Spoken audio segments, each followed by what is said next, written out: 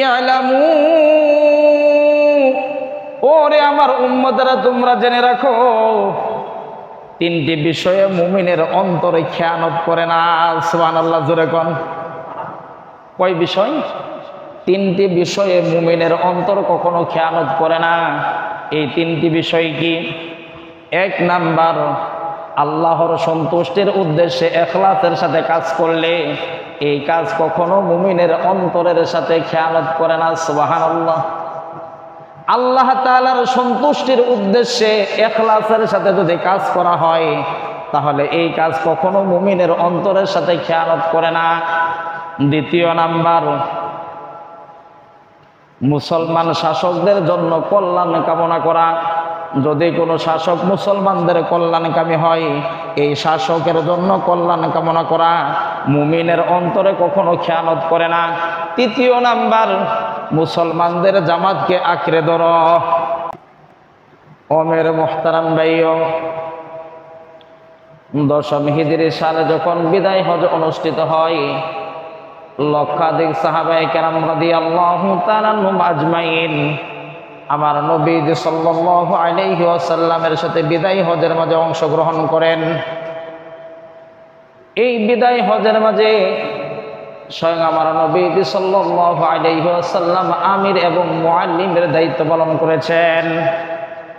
এই সময় আমার নবী সাল্লাল্লাহু আলাইহি ওয়াসাল্লাম আরাফাতের ময়দানে উম্মতের জন্য গুরুত্বপূর্ণ কিছু দিক নির্দেশনা এবং ডিরেকশন উপস্থাপন করেছেন।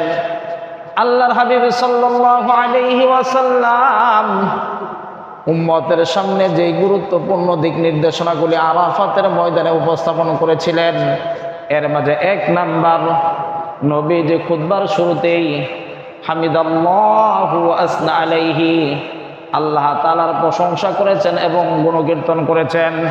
আল্লাহ তাআলার প্রশংসা এবং গুণকীর্তন করে নবী সাল্লাল্লাহু আলাইহি ওয়াসাল্লাম সমবেত সাহাবীদেরকে উদ্দেশ্য করে বলে, ইয়া আইয়ুহান নাস, হে উম্মতরা তোমরা শুনো, আল্লাহর কসম করে তোমাদেরকে বলতেছি, ওরে আমার উম্মতরা তোমরা শোনো, আল্লাহর নামের কসম করে বলতেছি, আজকের পরে আমি তোমাদের সাথে এই জায়গায় আর সমবেত হতে পারবো কিনা আমি জানি না। আমার মনে হইতেছে এটাই আমার জীবনের শেষ হজ, এটাই হচ্ছে বিদায় হজ। আজকের পরে হয়তো আমি তোমাদের সাথে এই জায়গায় সমবেত হতে পারবো না। অতএব আল্লাহ রহম করুন ওই ব্যক্তির উপর, যে ব্যক্তি আজকে আমার কথা শুনবে এবং স্মরণ করবে, যেই ব্যক্তি আমার কথা শুনবে এবং আমার কথা স্মরণ রাখবে। কেননা অনেক জ্ঞানের বাহক নিজে জ্ঞানী নয়, সে অন্যের নিকট জ্ঞান বহন করে নিয়ে যায়, এবং অনেক জ্ঞানের বাহক তার চাইতে অধিকতর জ্ঞানের নিকট জ্ঞান বহন করে নিয়ে যায়।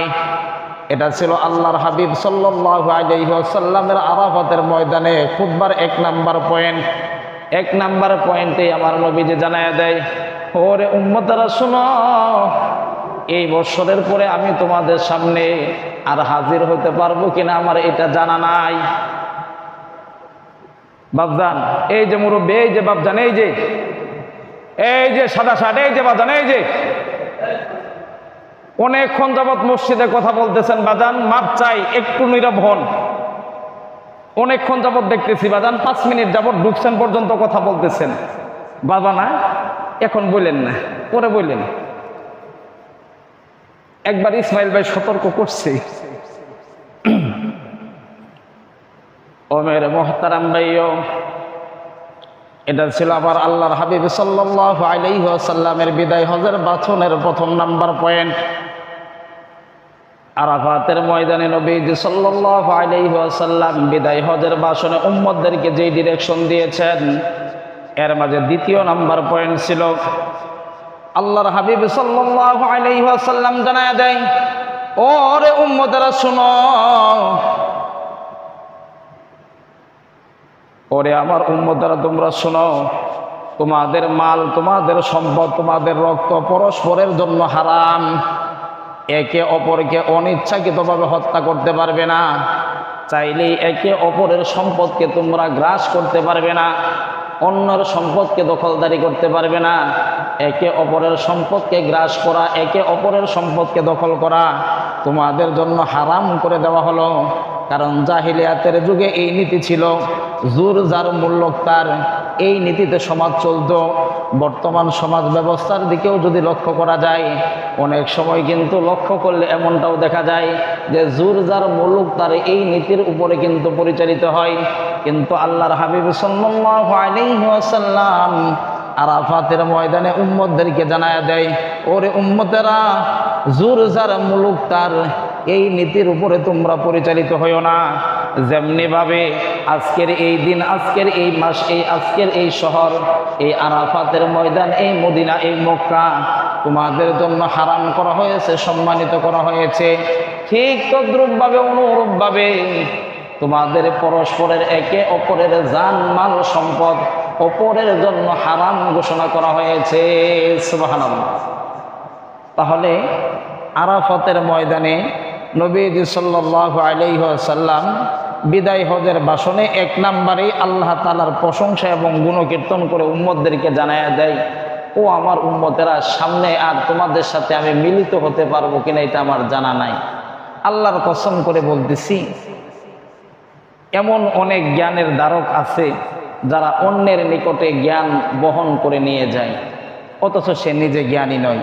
তোমরা আমার কথাগুলি শোনো এবং স্মরণ রাখো এবং আমার এই কথাগুলি অন্যের কাছে পৌঁছাইয়া দাও।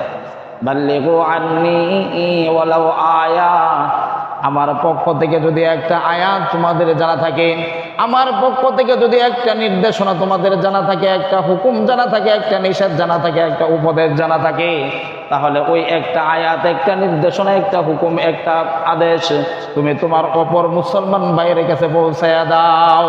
সুবহানাল্লাহ।